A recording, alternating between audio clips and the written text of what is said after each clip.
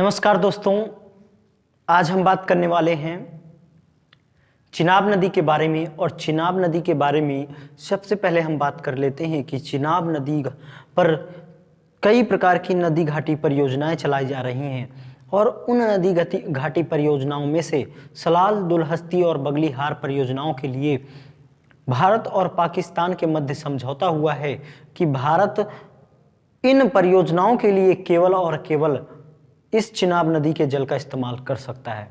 अब हम देखेंगे कि चिनाब नदी का उद्गम स्थल से लेकर मिलन बिंदु तक विशेष जानकारी जो भी होगी हम उसको डिस्कस करने वाले हैं। तो आइए देखते हैं कि चिनाब नदी, पहली बात तो किस राज्य से निकलती है। चिनाब नदी आपकी हिमाचल प्रदेश राज्य से निकलती है। उद्गम बेटा हिमाचल प्रदेश से होगा। उद्गम कहाँ से होगा? हिमाचल प्रदेश से होगा। हिमाचल प्रदेश से उद्गम होता है इसका। अब आगे देखेंगे आप, ये 2 पॉइंट आपको नजर आ रहे होंगे, 2 पॉइंट नजर आ रहे होंगे। यह 2 पॉइंट नजर आने का कारण यह है कि यह नदी 2 धाराओं के मिलने से बनी हुई है। ये जो पहला पॉइंट आपको ऊपर नजर आ रहा है, इसको हम चंद्रताल के नाम से जानते हैं।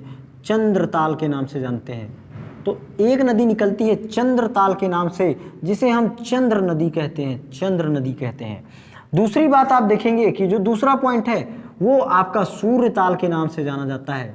सूर्यताल के नाम से जाना जाता है। तो इस तरीके से इससे जो नदी निकलती है उसे हम भागा नदी कहते हैं।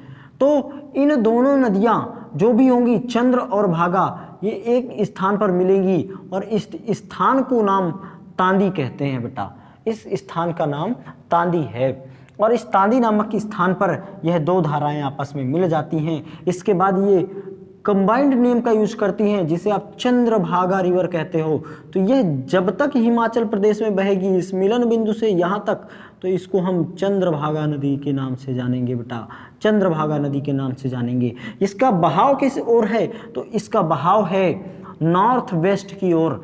अगला क्वेश्चन आएगा कि यह किन 2 श्रेणियों के मध्य बहती है? तो बेटा यह आपकी दीर्घ हिमालय और इसके साथ साथ यह लघु हिमालय की पीर पंजाल श्रेणी के मध्य बहती है।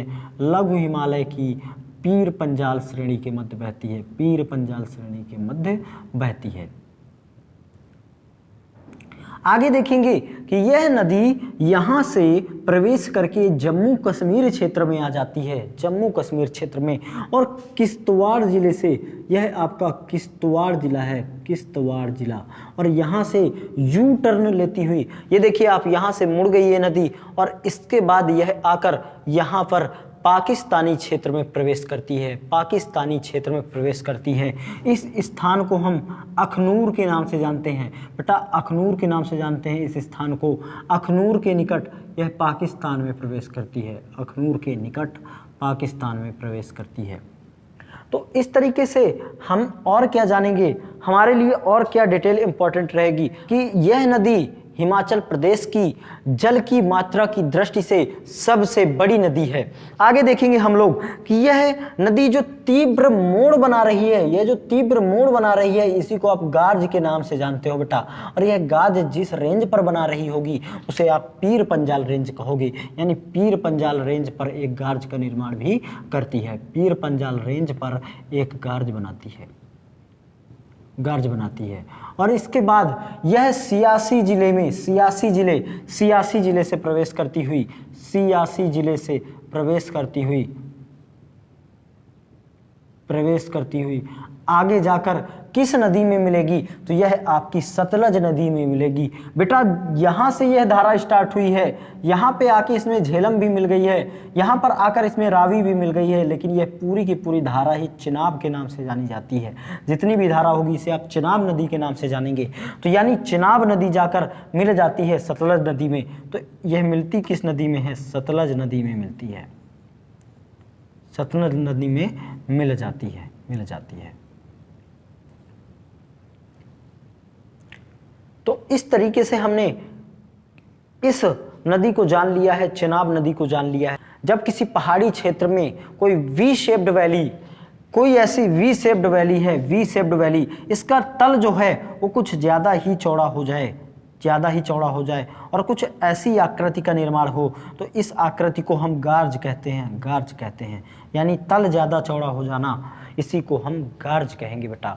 तो जब नदियाँ किसी पहाड़ी क्षेत्र से होकर गुजरती हैं तो गार्ज बनाती हैं, क्योंकि वो नदी उस पहाड़ का कटाव करती हैं और बहुत ज़्यादा कटाव करती हैं, इसलिए गार्ज का निर्माण होता है। इसीलिए यहाँ पर ज़्यादातर नदियाँ गार्ज बना रही हैं। इस तरीके से हम लोगों ने आज चेनाब नदी के विषय में जान लिया है।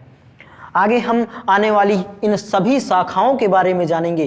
रावी, व्यास और सतलज, इन सभी नदियों के बारे में जानकारी हम लोग प्राप्त करने वाले हैं। आप युग इंस्टीट्यूट चैनल को लाइक करते चलें, शेयर करते चलें, सब्सक्राइब करते चलें, कमेंट करते चलें, ताकि हमारा साहस और आपका हौसला दोनों ही इस मंजिल तक ले जाने वाले कदम के साथ साथ चलते रहें और इस तरह हम लोग अपने लक्ष्य को अचीव कर लें।